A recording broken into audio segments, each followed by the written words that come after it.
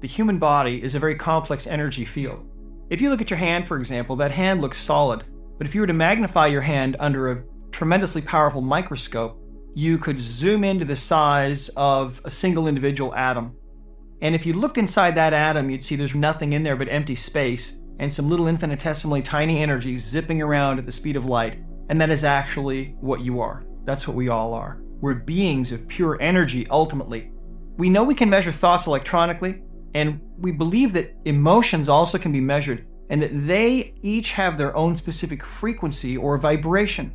So you have very high vibration frequencies of emotion, like pure joy and pure love. And at the very bottom, you have emotions of shame. And you've got down there on the low end, low vibrations, you've got things like depression and anxiety and disgust and grief and so on. But when you're feeling an intense emotion, what happens is your whole being can take on this new vibrational energy. Your whole body can be vibrating with that emotional resonance of anger or frustration or depression or whatever it might be. And it's during those times when you're feeling that intense emotion that sometimes it's too much for the body to take, and that energy, that emotional energy, can become stuck in the body or trapped in the body. And we refer to this as a trapped emotion. We saw physical pain go away by releasing this emotional baggage.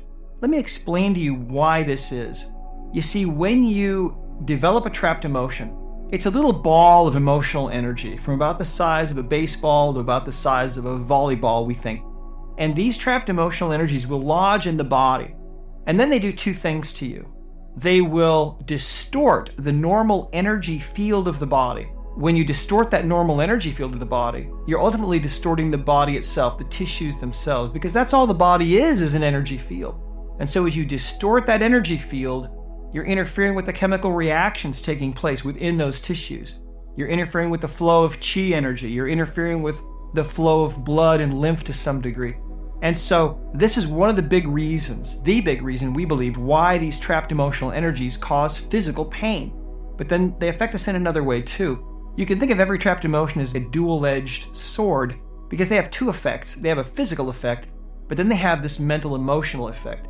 Every trapped emotion you have continues to vibrate into your body and into the universe their specific frequency of energy. So for example, if you have a trapped emotion of anger in the body, you're going to feel more prone to that emotional energy. I had a man that came into my office one day who was suffering from severe back pain. It was about a 9 on a 0 to 10 scale. And I tested him and found he had a trapped emotion of anger that was causing his low back pain. I tested using the emotion code. This occurred about 20 years before.